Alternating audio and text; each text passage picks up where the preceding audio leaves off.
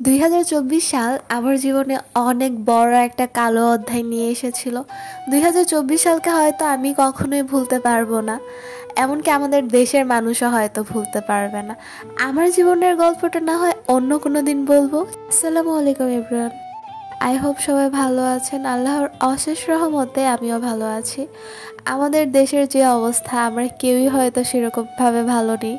আমি নিজেও এখন খুবই অসুস্থ। আমার কথা শুনে হয়তো বুঝতে পারছেন আমার খুব ঠান্ডা লেগেছে, এমনকি জ্বর।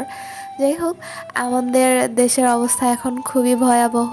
সিলেট, ফেনী, নোয়াখালী, কুমিল্লা সহ বিভিন্ন অঞ্চল খুবই ক্ষতিগ্রস্ত। আমরা যে যার জায়গা থেকে যতটুকু সম্ভব, যতটুকু সামর্থ্য রয়েছে ততটুকু থেকে আমরা সবাই সাহায্য করার চেষ্টা করি। এর ফলে বন্যায় কবলিত পড়া মানুষদের অনেক বেশি উপকার হবে। এই বন্যায় কবলিত হওয়া মানুষদের আল্লাহ হেফাজত করুক।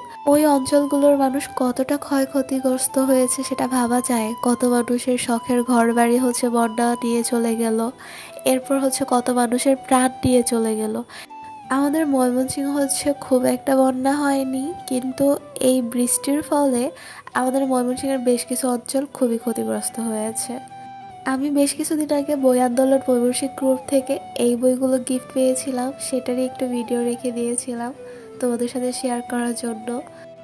তোমাদের অবসর সময়গুলোকে কাজে লাগিয়ে তোমরা এই ইসলামিক বইগুলো পড়তে পারো, অনেক কিছু শিখতে পারবা। একা একা থাকি বলে কখন কি খাই সেটার আসলে ঠিক নাই। দিন আমি গরম ভাত রান্না করেছিলাম আর হচ্ছে ডাল রান্না করেছিলাম, সেই সাথে ছিল ডিম ভর্তা। ওইটারই একটু ফুটেজ রেখে দিয়েছিলাম তোমাদেরকে শেয়ার করবো বলে। আর এটা ছিল আমার নতুন স্টুডেন্ট, সে মাশাআল্লাহ অনেক বেশি কিউট। তার একটু ভিডিও করে নিয়েছিলাম। সেদিন আমাকে তার আম্মু বিস্কিট আর চা খেতে দিয়েছিল। আরেকটা মজার কথা তোমাদেরকে শেয়ার করি। আমার নিজের কষ্টের টাকা, আমার নিজের ইনকামের টাকা দিয়ে নিজেকে কিছু গিফট করলাম আলহামদুলিল্লাহ। এক জোড়া নূপুর, একটা ব্রেসলেট আর দুটো শাড়ি। আমি নিজেকে আগে কখনোই এভাবে সময় দেইনি, এখন যেভাবে সময় দিচ্ছি। আগে কেন দেইনি সেটার গল্প তোমাদেরকে বলবো। আমার মিষ্টি পাখিটা, আমার স্টুডেন্ট, ও এত বেশি কিউট যেটা বলার মতো না। আমার স্টুডেন্টদের সাথে আমার খেলতেই হয়, মাস্ট বি। আর আমি তাদের সাথে সময় কাটাইতে অনেক বেশি পছন্দ করি। আমার স্টুডেন্টের হচ্ছে 3টা পুতুল, আমাকে সে দেখাচ্ছিল। তো স্টুডেন্টের বাসায় যাওয়ার পর আরেকটা পিচ্চির সাথে দেখা হয়ে যায়, মাশাআল্লাহ সে আরও বেশি কিউট। এটা আমার স্টুডেন্টের কেমন একটা কাজিন হয়, তার সাথে তো অনেক বেশি মজা করছিলাম। ও হচ্ছে আমার সাথে অনেক বেশি মিশে গিয়েছিল, ওর সাথে আমার বেশ ভালো সময় কেটেছে। সে হচ্ছে তার কাজিনের সাথে ঝগড়া করছিল।